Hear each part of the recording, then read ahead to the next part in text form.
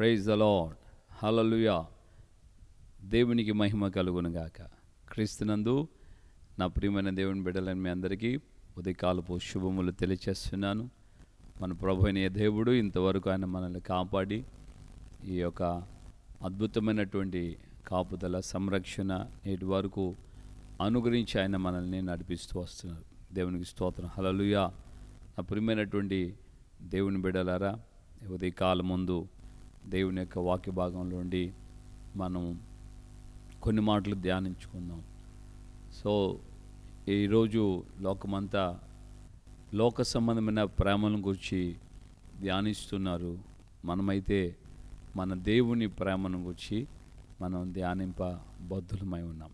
ఆమేన్. హల్లెలూయా.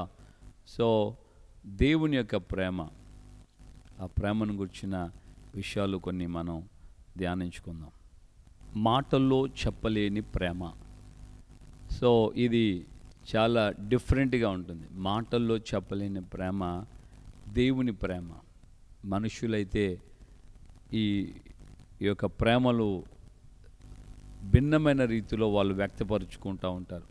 ఆ ప్రేమ కాస్త ముదిరితే లేకుంటే పలచబడితే డిఫరెంట్ వ్యవహారాలు మనం చూస్తూనే ఉంటాం.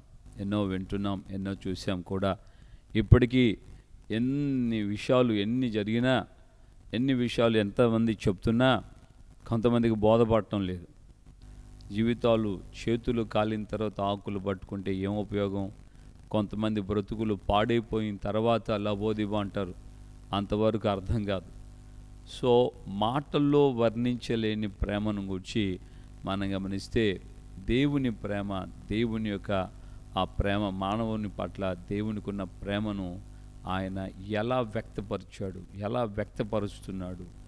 సో దేవుడు మానవుని కోసం ఆయన ప్రేమను కనపరిచే విషయంలో ఆయన అంటాడు, ఆయన తన ప్రాణమును పెట్టి, అంటే తన ఆఖరి రక్తబొట్టును కార్చి మానవుడిని ఆయన ప్రేమించాడు. సో మానవుడు నశించిపోతున్నాడు అని యేసయ్యే లోకాసు వార్తలో చెప్తాడు. నశించిన దాన్ని వెదకి రక్షించడానికే మనుష్య కుమారుడు ఈ లోకానికి వచ్చాడు అని.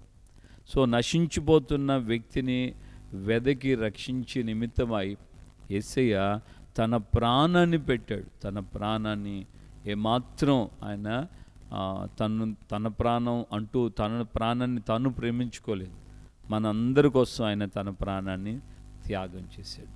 సహోదరులారా, మనం ఈ రోజున దేవుని ప్రేమ, మాటలకు అందనటువంటి దేవుని ప్రేమలో మనం నిలిచి ఉంటున్నామా, లేకుంటే లోక సంబంధమైన కల్పితాల కోసం, లోక సంబంధమైన కల్పిత ప్రేమల కోసం మనం కొనసాగించబడుతున్నామా? చాలామంది ఈ రోజుల్లో యవనస్తులు ఈ విధంగా దారి తప్పిపోతున్నారు. యవనస్తుల యొక్క జీవితాలు భయంకరంగా, ప్రత్యేకంగా ఎంతోమంది ఎన్నో విధాలుగా ఎంతోమందిని మగపిల్లలు, ఆడపిల్లల్ని మోసం చేస్తున్న ఆడపిల్లలు ఇంకా మోసపోతున్న వాళ్ళే ఉన్నారు. మోసపోతున్నటువంటి వాళ్ళలో చాలామంది ఉన్నారు. చెప్పినా కూడా బోధపడకుండా, తత్వం అర్థం కాకుండా పెడచెవి పెట్టి ఇష్టానుసారంగా ప్రవర్తిస్తున్న వాళ్ళు కూడా లేకపోలేదు. సహోదరుడా, ఈ యొక్క యవన బిడ్డలారా, ఈ యొక్క ఉదయకాలం ముందు దేవుని యొక్క వాక్యాన్ని నువ్వు గుర్తించు. దేవుని యొక్క సన్నిధిలో మన జీవితాల్లో ఆయన ప్రేమ ఎలా ఉంటుందో. ఒకానొక రోజున ఒక తల్లికి ఒక కల వచ్చింది. ఆ కలలో 3 స్త్రీలను ప్రభువు వెళ్ళి ఆయన పరామర్శిస్తూ వెళ్తున్నాడు. ఒక ఆమె దగ్గరికి వెళ్ళాడు. మొదట ఆమె దగ్గరికి వెళ్ళి ప్రేమగా మాట్లాడి దయ చూపించి ఆదరించి ఆయన ఆమెతో కొంత సమయం సంభాషించి వెళ్తున్నాడు. రెండో ఆమె దగ్గరికి వెళ్ళినప్పుడు ఆమెను చూచి ఒక చిరునవ్వు నవ్వి ఆమె తల మీద చేయి ఉంచేసి వెళ్ళిపోయాడు. మూడో ఆమె దగ్గరికి కనీసం వెళ్ళి నిలుచొని మాట్లాడినైనా, చూపుతోనైనా, ఆ ప్రేమతో ఒక మాట మాట్లాడటమైనా, కనీసం ఆమెను తాకటమైనా ఇవేమీ చేయకుండా ఆయన వెళ్ళిపోయాడు. ఈ కలలో ఆమె అనుకుంటుందట, దేవుడు పక్షపాతి కాడు కదా, పక్షపాతం లేని ప్రేమను చూపించేవాడు కదా దేవుడు. మొదటి స్త్రీ ఆయన ఆమె దగ్గరికి వెళ్ళి అంత ప్రేమను కనపరిచాడు, ఆదరించాడు, కరుణించాడు, ఆమెతో దయగా మాట్లాడాడు. ఆమె కంటే కొంచెం పర్వాలేదు, రెండో ఆమెతో కొంచెం మాట్లాడాడు, కొంచెం ఆదరించాడు, ధైర్యపరిచాడు. అసలు మూడో ఆమెను చూసి చూడనట్టుగా వెళ్ళిపోయాడు.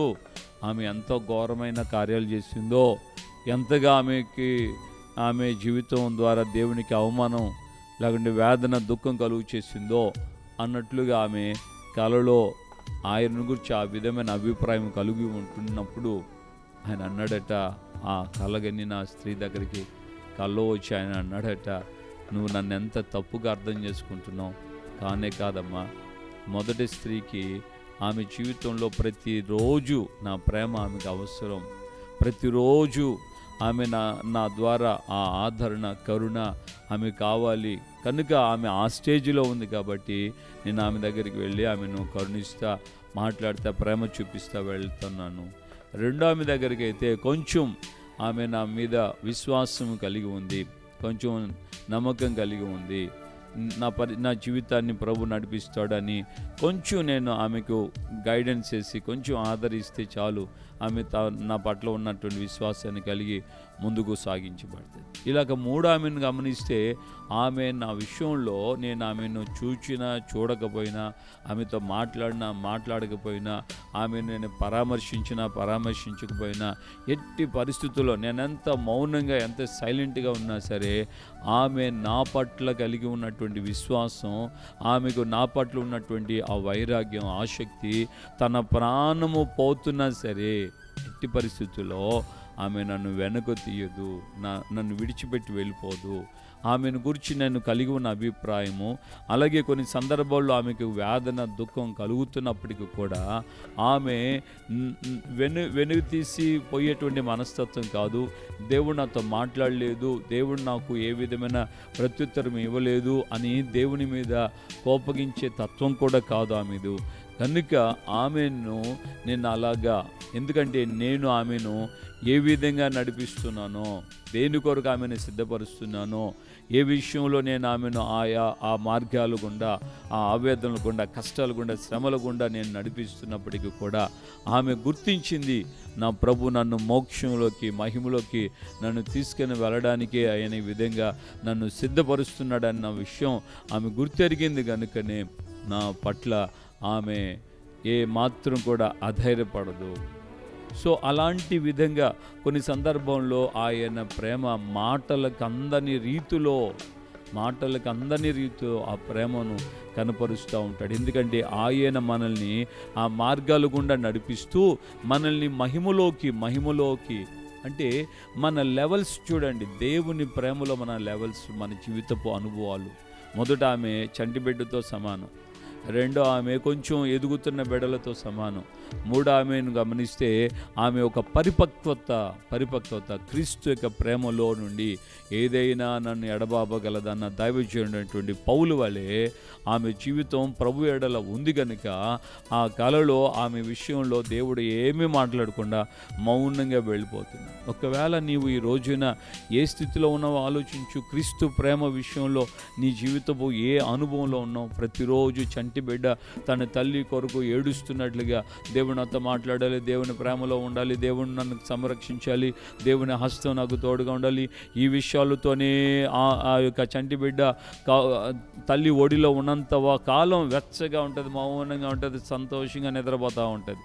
ఆ తల్లి నిద్రపోయిందిలే ఈ బిడ్డ అని చెప్పి తీసి కింద పడుకోబెట్టేది క్యాన్ ఏడుస్తూ ఉంటాడు.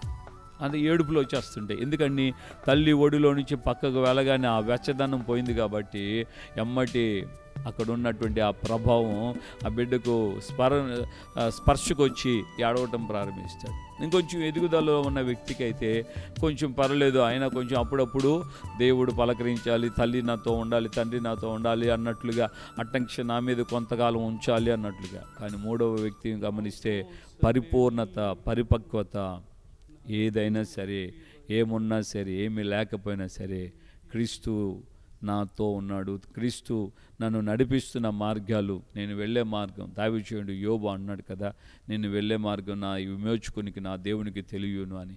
ఆ విధంగా మన జీవితంలో మనము వెళుతున్న మార్గం, మనం వెళుతున్నటువంటి ఈ యొక్క నడిపింపు ఆ పరిపక్వత దేవుని మీద మనకు స్థిరమైన చంచలమైనటువంటి మనసు కాకుండా అచంచలమైనటువంటి విశ్వాసము, అచంచలమైనటువంటి భక్తి, అచంచలమైన ప్రేమతో మనం నడిపించబడుతూ ఉన్నందువలన దేవుడు ఒకవేళ మనల్ని పలకరించినా పలకరించకపోయినా మనం దేవుని యొక్క సన్నిధిలో సంతోషంగా ఆయన చూస్తూ ఆయన యొక్క అడుగుజాల్లో నడుస్తూ వెళ్తే మహిమలో ఆయనతో మనం చేరుకుంటాం. దేవునికి స్తోత్రం. హల్లెలూయా.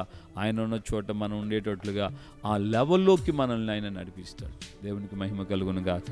మరి ఈరోజు ఈ ఉదయకాలమందు మాటలకు అందని ప్రేమ, దేవుని ప్రేమలో మనం ఏ స్థితిలో ఉన్నాం, ఏ స్థితిలో ఎదుగుతూ ఉన్నాం, ఆ విషయాన్ని మనం మర్చిపోకుండా జ్ఞాపకం చేసుకోవాలి. యవనస్తులైనటువంటి దేవుని బిడ్డలు ఒకసారి లోక ప్రేమను వైపు కాకుండా నీ కొరకు సిలువలో రక్తాన్ని కార్చిన యేసయ్య ప్రేమను ఒకసారి ఆలోచించు.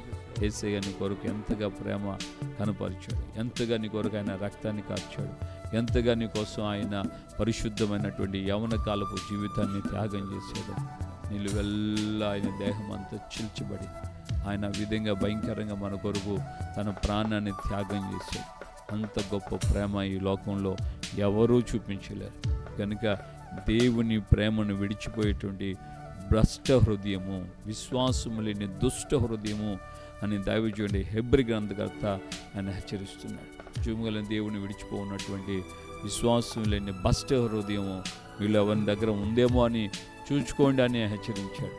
అని దేవుని ప్రేమలో ఉండి ఏది నిన్ను ఎడబాపుతుంది, దేనికి నువ్వు దూరం అయిపోతున్నావు, దేవుని సన్నిధి నుండి నువ్వు వెళ్ళగొట్టబడుతున్నావు, దేవుని యొక్క సన్నిధి నుండి దేని నిమిత్తమై నువ్వు రాకుండా మానేస్తున్నావు. ఆలోచించు. నీ పాపం, లోక సంబంధమైన అపవిత్రత, లోక సంబంధమైనటువంటి ఆ యొక్క శరీర సంబంధమైన కోరికల చేత ఎడవబడిన దానవై దేవుని సన్నిధి నుంచి వెళ్ళగొట్టబడ్డా. జాగ్రత్త. దేవుని యొక్క తీర్పులో మనం నిలబడక మునిపే సరిచేసుకుంటే మనం క్షేమంగా కాపాడబడతాం. ప్రార్థన చేసుకుందాం. ప్రేమగల తండ్రి, మీ పాదాలు స్తోత్రాలు. ఈ ఉదయకాలమందు మాతో మీరు మాట్లాడిన మీ అమూల్యమైన వాక్కుకై స్తోత్రం చెల్లిస్తున్నాం ప్రభా. ఓహకు మాటలకు అందరినీ ప్రేమను గురించి మీరు మాతో మాట్లాడిన మీ అమూల్యమైన మీ వాక్కులను బట్టి మీ స్తోత్రాలు. లోకంలో ఈ రోజున ఎన్నో విధాలుగా రకరకాలైన ప్రేమలు కలిగి రకరకాలైన జీవితాలని పాడు చేసుకుంటూ ఇదే నిజమైన ప్రేమ అనుకుంటూ ఒకరి మీద ఒకరు అయ్యా నువ్వు లేకపోతే నేను లేను అన్నట్టుగా ఈ లోక సంబంధంగా జీవిస్తున్న వాళ్ళు ఎంతోమంది ఉన్నారయ్యా. కానీ వీటన్నిటికంటే కూడా శాశ్వతమైన ప్రేమ, మాటలకు అందని ప్రేమ, ఊహకు అందని ప్రేమ, ఉన్నతమైనటువంటి ప్రేమ, అయ్యా సిలువలో మా కొరకు మీరు కార్చిన ఆ పరిశుద్ధమైనటువంటి ఆ ప్రేమలో మా జీవితాలు ముందుకు కొనసాగించబడేటట్లుగా ప్రభువా ఈ ఉదయకాలమందు ప్రతి ఒక్కొక్కరిని మీరు దయతో జ్ఞాపకం చేసుకొని ప్రాముఖ్యంగా యవన బిడ్డల కొరకు ప్రార్థిస్తున్నాను. ఎంతోమంది నాయన సాతాను చేత చిక్కుబడుతున్నారయ్యా, పై ఆకర్షణకు లోబడుతున్నారయ్యా, సరైనటువంటి సత్యంలో పరిశుద్ధతలో నిలబడక తమ జీవితాలను అపవిత్రపరుచుకుంటున్నారయ్యా. దయతో మీరు జ్ఞాపకం చేసుకుని అట్టి దురాత్మ అంధకార శక్తుల ప్రభావం నుండి వారికి విడుదల కలుగు చేయండి. అయ్యా నాయన జీవగలిగిన దేవుడైన మిమ్మల్ని చూచేటట్లుగా అయ్యా వారి హృదయాలు మారునట్లుగా మీ సన్నిధిలో ప్రార్థన చేస్తున్నాం. ఎంతోమంది ఈ భూమి మీద ఎంతోమంది యవన కాలంలో అయ్యా పాడైపోతున్నారయ్యా. దయతో క్షమించండి, కృప చూపించండి, విడుదల కలుగు చేయండి. చాలు దేవుడిగా ఉండి సహాయం చేయమని ప్రార్థన చేస్తున్నానయ్యా. కృపతో కరుణించండి. మీ ఘనమైన నామమునకు మహిమ కలుగునట్లుగా సహాయము చేయమని ప్రార్థన చేస్తున్నాను. శకరమన దులరన ఓ రిబాదున మంత్యానమ షదకరదున యేసయ్యా ఈ దుష్ట సంబంధమైనటువంటి ఆ క్రియల నుంచి, ఆలోచన నుంచి ఆయన నీ బిడ్డలకి విడుదల కలుగు చేయండి. పరిశుద్ధమైన అయ్యా ఊహకందని మీ ప్రేమలో మా జీవితాలు సంపూర్ణతకు ఎదిగేటట్లుగా మా జీవితాలు ఆ విధమైన నిబ్బరమైన మనసు కలిగిన వారమై పరిశుద్ధతను కాపాడుకుంటూ మీ సన్నిధిలో ముందుకు సాగుటూ సహాయం చేయండి. ఘనత, మహిమ, ప్రభావాలు మీరు మాత్రమే పొందమని యేసు పరిశుద్ధ నామంలో ప్రార్థన చేసి పొందున్నాము తండ్రి. ఆమేన్. మన ప్రభువైన యేసుక్రీస్తు కృపయు, తండ్రి అయిన దేవుని ప్రేమ, పరిశుద్ధాత్మిక అన్యోన్య సహవాసం, సమాధానం ఇప్పుడు ఎల్లప్పుడూ సకల పరిశుద్ధులకి మనకును ప్రభు రాకడ పర్యంతం కృపతోడే ఉండి నడిపించును గాక. ఆమేన్, ఆమేన్, ఆమేన్. హల్లెలూయా. ప్రభుపేట అందరికీ వందనాలు. నిశ్చయముగా పరిశుద్ధమైనటువంటి దేవుని క్రీస్తు ప్రేమలో మన జీవితాలు ముందుకు సాగించుకునేటట్లుగా తీర్మానంలో ఉండండి. యవన పిల్లలుగా మీ జీవితాలని కాపాడుకుంటూ పరిశుద్ధతను ప్రాముఖ్యంగా మీ కొరకు ఈరోజు దేవుని సేవకుడిగా నేను ప్రాధేయపడుచుతూ వేదంతో చెప్తున్నాను. అనేక మంది ప్రారంభించారు పరిశుద్ధత జీవితాన్ని, కానీ ఈ రోజున పాతాళంలోకి వారి జీవితాన్ని కొట్టివేసుకుంటూ వారికి వాళ్ళే ఆ పాతాళపు అనుభవంలోకి, ఆ లోక సంబంధమైన పాపపు ఇచ్చులోకి పడిపోతూ జీవితాలను పాడు చేసుకుంటారు. ఈ విషయాన్ని దేవుని బిడ్డలుగా గుర్తించి సరి చేసుకొని దేవుని కల్వారి సిలువ వైపు కనులెత్తి